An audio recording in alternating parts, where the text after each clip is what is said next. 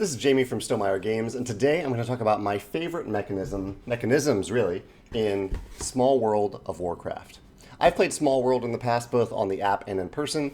I've never actually played World of Warcraft, but my girlfriend has played quite a bit of it, and so I thought this would be a fun game to play together, and we played the two-player version the other day. I'm not even sure if the original Small World came with a two-player version, but we had fun with the two-player version here, especially since it's just back and forth turns, one after another.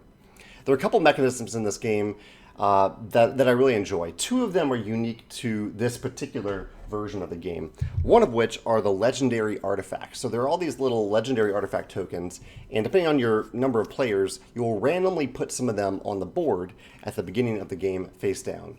And rather quickly they will become discovered, because if you conquer a territory that has a legendary artifact, you flip it over, and anyone who controls the territory with legendary artifact has that ability, if they control it with an active faction. And I think that's cool. It adds just a nice amount of replayability, a little bit of mystery to the game. You don't know what's on there, and it's another reason to target a certain territory if you have a super powerful, fun ability from the legendary artifact or location on that particular region. So I think that's cool. That's unique to this version. The other part that's unique to this version is the way the map scales up. I believe in the original Small World, you just had a map, and maybe it was double-sided. I can't even remember what it was, because this new version is so clever. You have these map or island boards, essentially. So you're playing on different islands depending on your player count. We played a two-player game, and so we played with a small island.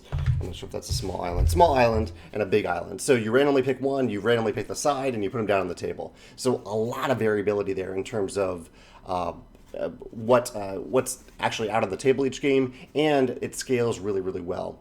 And it also keeps the game small, like the name Small World, because you're on these tighter islands instead of like a bigger space that you could be conquering. So inherently, it's just a pretty tight space to expand here. But at the same time, it is a little bit more difficult to expand onto a new region. And so if I'm focusing mostly on this island, and I have to use an extra unit to move over to this other island. So that gives you an interesting decision point. Do I want to keep expanding here, or do I want to venture over to this other island and get what that island has? So those are the two new elements of Small World of Warcraft that I think are really clever. Two other things about the core game of Small World that I think are worth mentioning here because I love them so much. I just actually did a video the other day about Magic Jumpstart. I actually just filmed it a second ago, but it went live a couple days ago. And I love in Magic Jumpstart how you're mashing together two themes and getting something unique and adding a lot of replayability to the game, a lot of variation. And that is Small World. Small World combines random factions with random traits, random abilities. So here are the Mountaineering Dwarves, which actually fits quite well together. But you might have the Explosive Dwarves or the Tree-Hugging Dwarves, things like that. And so these are randomly combined throughout the game, and you can choose from. It's a mechanism where you can there are 5 of these out here, and you can choose the top one for free, or you can put coins on each of them that you pass over to get to the combination that you really like.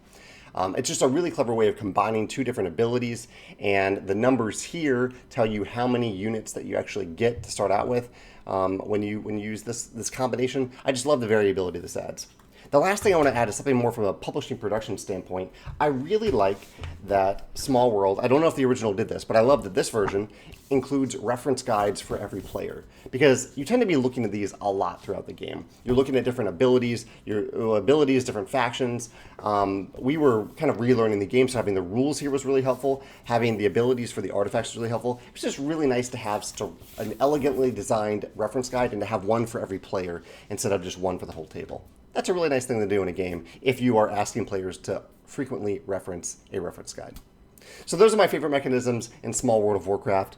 If any of these make you think of another game, including the map system, the mashing up of different abilities here, the legendary artifacts, or if you can name a game that includes reference guides for every player, I'd love to hear your thoughts in the comments. Or if you have a favorite mechanism in Small World or Small World of Warcraft, let me know in the comments as well.